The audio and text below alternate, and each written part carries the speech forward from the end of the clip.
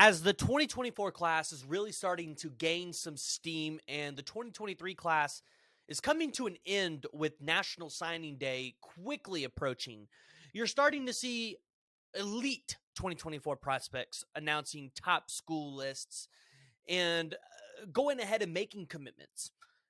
There is a specific recruitment in the terms of the 4-star running back out of Fort Lauderdale, Florida, originally from Oklahoma, the 5'11", 200-pound running back, Stacy Gage.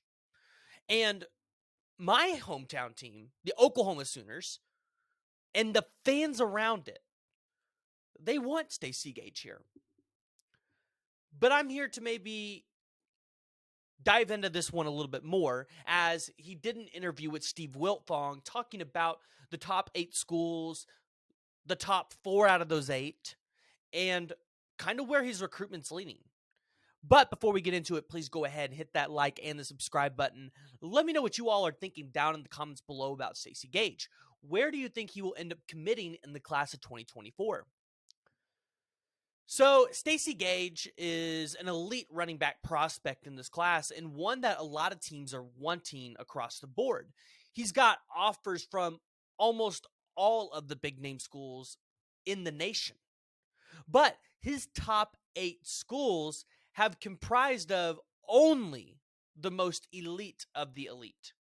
Looking at schools like Alabama, Ohio State, Oklahoma, USC, Penn State, Colorado, Florida, Miami. And ultimately, in his sit down with Steve Wiltfong, he talked about some of these top 8 schools and what they mean to him. So let's go ahead and look at some of these responses, and then I'll kind of give you guys my prediction on where I think he's going to land. So he said, regarding the Crimson Tide, Bama, they just have a lot of running backs. They get developed to the NFL, and Coach Gillespie is a very good running backs coach. And with Coach Saban, they're, always going to be winning. In regards to the Buckeyes, Ohio State, they've been recruiting me since I was a freshman. The relationship is off the chain with them. They always develop real good running backs. They got a good passing game. It opens up the run game a lot. It will be a really good fit for me. Regarding the Oklahoma Sooners, Oklahoma, that's always going to be home for me. And DeMarco Murray as the running backs coach, along with Venables as the head coach, it makes for a plus. Regarding the USC Trojans, the relationship with me and Lincoln Riley the relationship with me and the running backs coach Keel McDonald, and I now can make a very fast impact. Currently, Gage does not have any visits scheduled and looks forward to taking his officials in the spring with a potential summer commitment. And that's where we kind of saw Oklahoma make their biggest jump, was in the summer of 2022 for the 23 class. And ultimately, Stacy Gage said, it's going to be a really hard decision for me. Whatever school is going to develop me the best, it's going to come down to those official visits. Whatever place feels like home. When you look at Stacy Gage and you follow him on Twitter, which I know a lot of Sooner fans do and a lot of other fan bases do, Stacy Gage is smart. He knows how to go out there and build his brand, which is why you see him utilize the other schools like Ohio State and Florida and Oklahoma and all of these places. He's building his brand as one of the best running backs in the nation and one of the best running backs in this class. But when you look at where Stacy Gage can best fit and where he might go, it's not where Sooner fans would think and necessarily want. It's not at Oklahoma. It really might come down to Ohio State and Alabama. Because when you're talking about development, yes, historically, there is no school that has developed running backs better. Well, okay, I'd say no school. Arguably, one of the best schools that have developed running backs better than the University of Oklahoma. But Alabama and Ohio State can definitely give OU a run for the money. And you throw USC in there for what they did in the 2000s, yeah, he's got it right. Development is key, especially when a running back's life is short in the NFL. I mean, Look at Ezekiel Elliott with the Cowboys.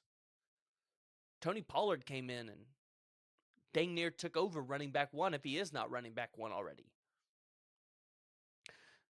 Alabama has done a very good job with running backs.